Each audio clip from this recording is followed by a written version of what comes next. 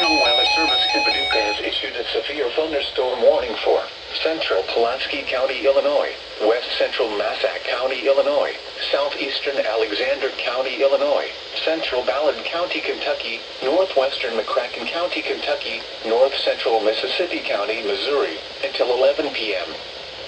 At 10:12 p.m., a severe thunderstorm was located over Mound City, or near Carroll, moving northeast at 35 miles per hour.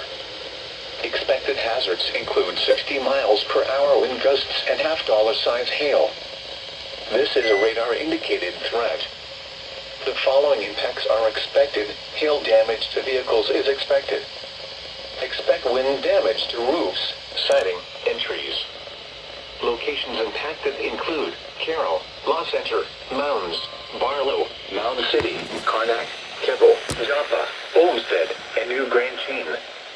This includes the following highways: Interstate 57 in Illinois between mile markers 1 and 12. Interstate 57 in Missouri between mile markers 19 and 21.